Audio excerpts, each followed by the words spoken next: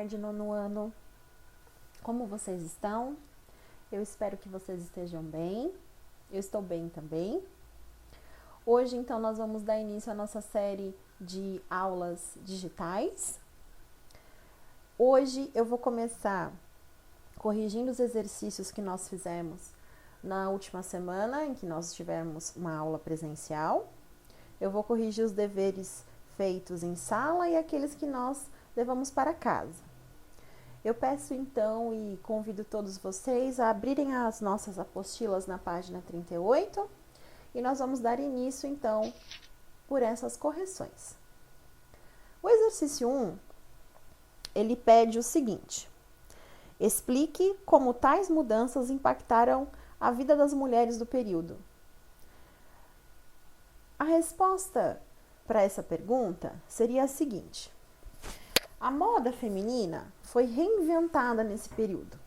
Agora, as mulheres podiam mostrar as pernas, usar decotes e maquiagem, ou cortar os cabelos bem curtos. Tudo isso representa um rompimento cultural.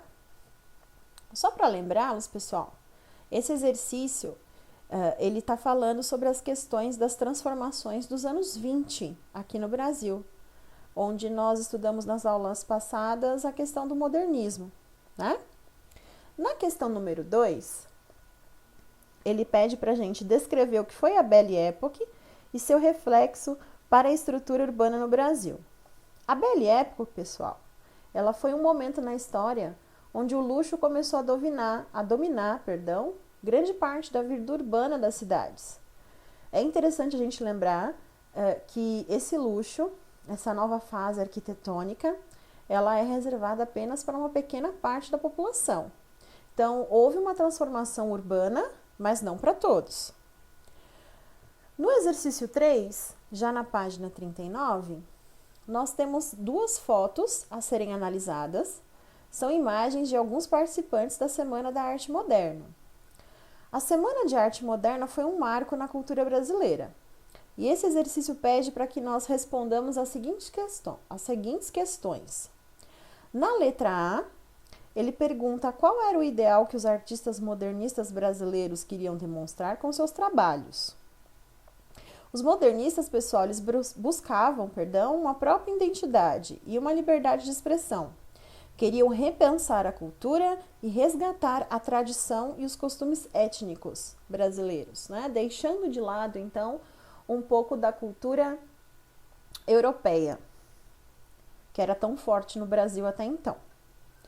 Na letra B, ele pede para nós respondermos o seguinte: qual a importância da Semana da Arte Moderna para a cultura brasileira?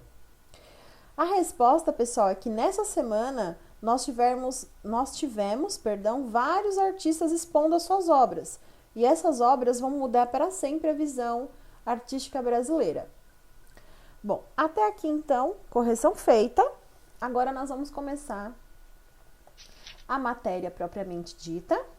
E hoje o tema da nossa aula é o seguinte: a crise do café e o movimento tenentista. Nós estamos na aula 17, apostila 1, ainda na página 39. Vamos lá. Para começar, qual o nosso objetivo, pessoal? Nós temos o objetivo hoje de compreender a situação econômica brasileira, fazendo referência ao café, ligando essa situação econômica aos levantes militares que vão ocorrer nesta época. Então, primeiro nós vamos relembrar a questão econômica brasileira no século XX, mais precisamente em 1922. E depois nós vamos falar sobre os levantes que aconteceram no Brasil. Então, vamos lá. O contexto econômico brasileiro, pessoal, ele girava em torno do café, que era o nosso principal produto de exportação. Toda a nossa economia girava em torno dele. Tanto é que nós vimos nas outras aulas que o problema que o café trouxe para o Brasil, por ser o único produto que sustentava a economia brasileira, dando essa dependência econômica, foi resolvido por uma jogada política. Os políticos da época fizeram o famoso Convênio de Taubaté, que era uma ajuda do governo, vocês devem se lembrar, as 15 mil as 15 milhões, de libras que estavam sendo utilizadas para a compra do café que não era vendido na Europa. Mas por que esse café não vai ser vendido? Ele vai acabar ficando parado aqui no Brasil e, por consequência, tendo a sua compra feita pelo próprio governo brasileiro. Porque dois grandes fatos da história vão acontecer nesse momento.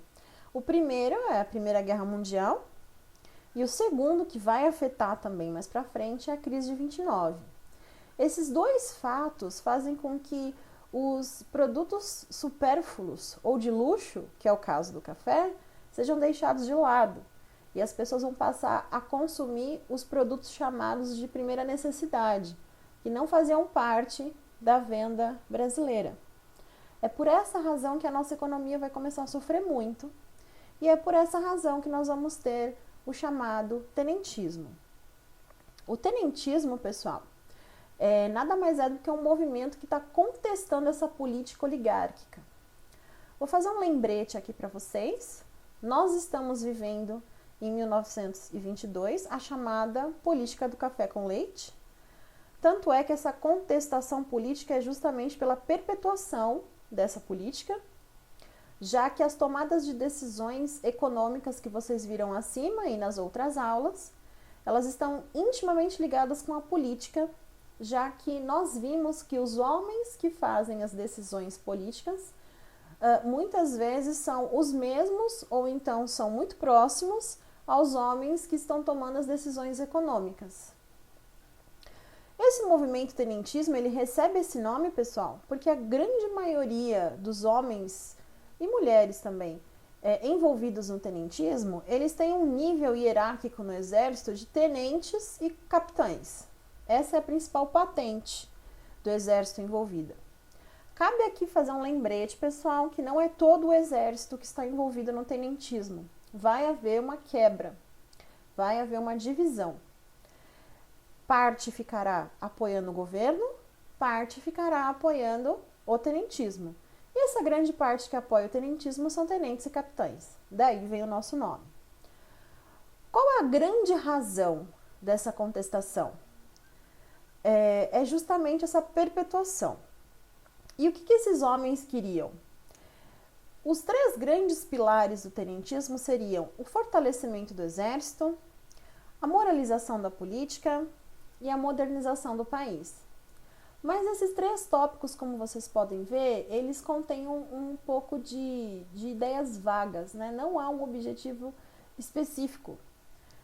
Tanto é que um historiador muito famoso, Boris Fausto, escreveu a seguinte frase, que a ideologia tenentista ela é muito difusa, mas é baseada em vago reformismo.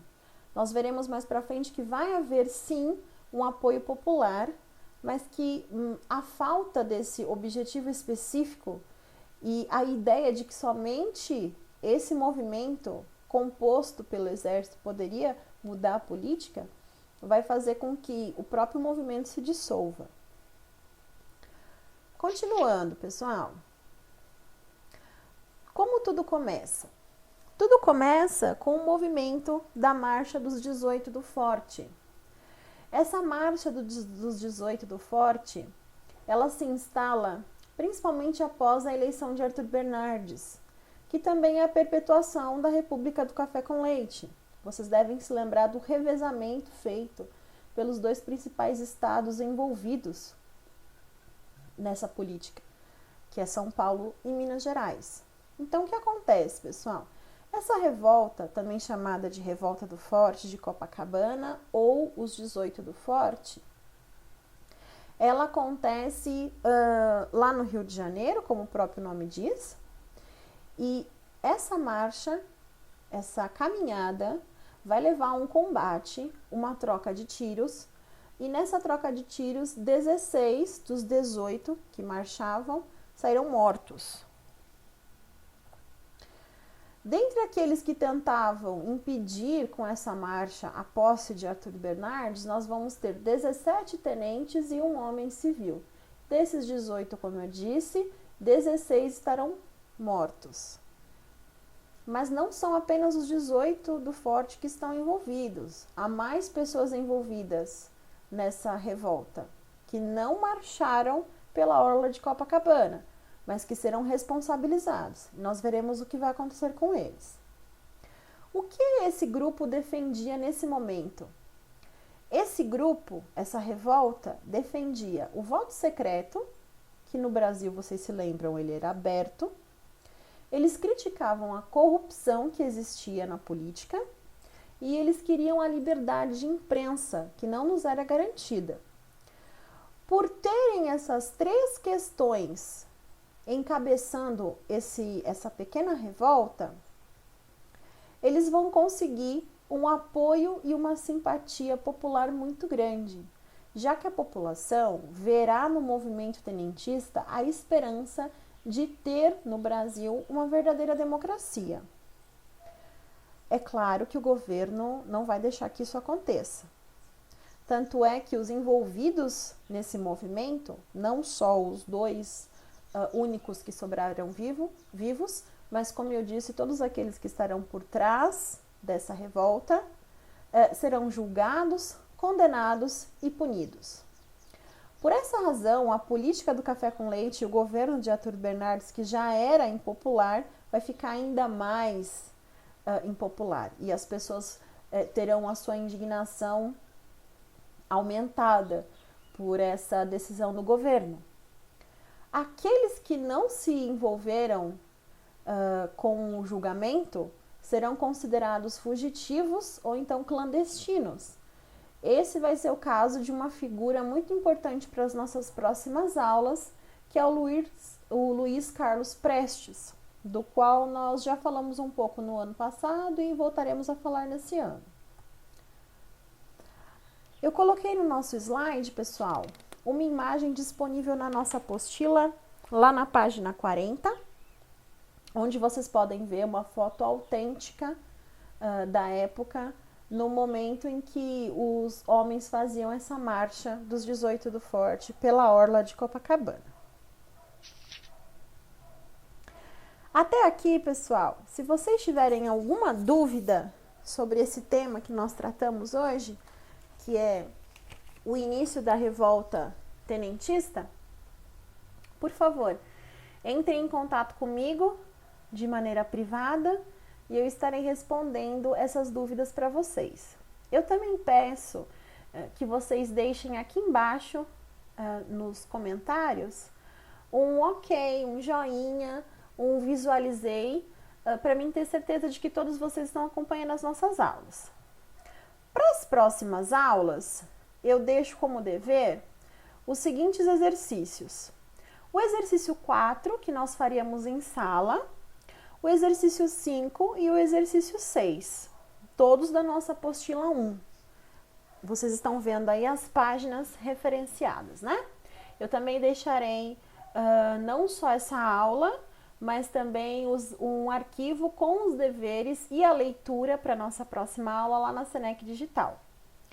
Eu também gostaria de dizer para vocês que os deveres de agora em diante, eles devem ser feitos em um arquivo de Word. Vocês podem escrever nesse arquivo apenas a resposta e me enviar por e-mail. O meu e-mail também vai estar disponível nesse post que eu vou fazer com a nossa aula.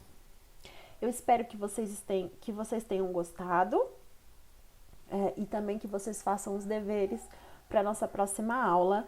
Eu vou estar corrigindo esses exercícios na nossa aula ao vivo e na próxima aula nós vamos voltar a falar de Luiz Carlos Prestes. Bons estudos para vocês e até mais!